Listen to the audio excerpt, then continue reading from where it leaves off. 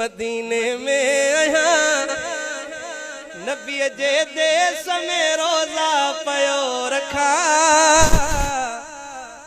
अजवा साहिते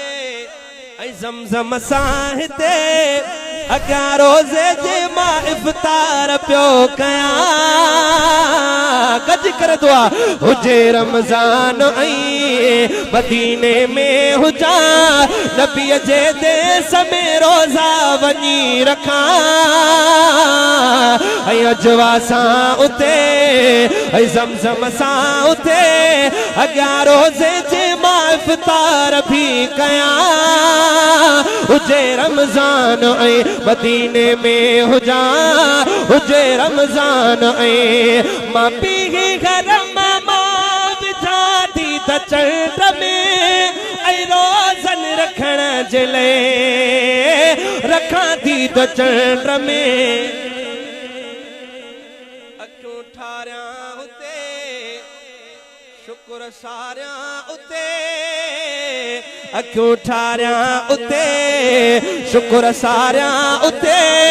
उते रमज़ान जो मां चंड भी ॾिसां हुजे रमज़ान मदीने में हुजा हुजे रमज़ान तरावी हुमा पढ़ा उते रोज़ रात जो ऐदार जे भरसां भी हाँ उते रोज़ रात जो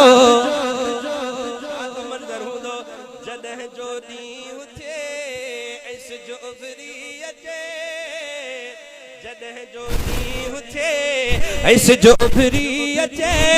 हरम खां पोइ वापस मां उता थिया हुजे दुआ कर घुरण चाहियो था हथ ना बुलंद कयो अल्लाह गफूर रहीम कबूल करे सके तो हुजे रमज़ान हथ बुलंद करे हुजे रमज़ान मदीने में हुजा नबी जे देश में रोज़ा वनी रखा हुजे रमज़ान मदीने में हुजा हुजे रमज़ान हवे हाँ एतकाफ में कया पियो तिलावत लख दुरूद जो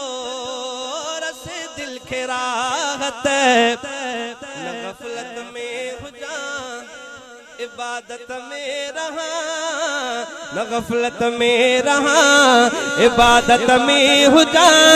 खुदा जे रहमतुल जा झोल मां भरिया हुजे रमज़ान मदीने में हुजा हुजे रमज़ान कदे पर सजारियों कदे सब रोज़ो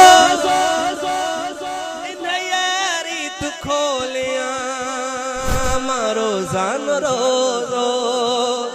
पिया ज़मज़म पिया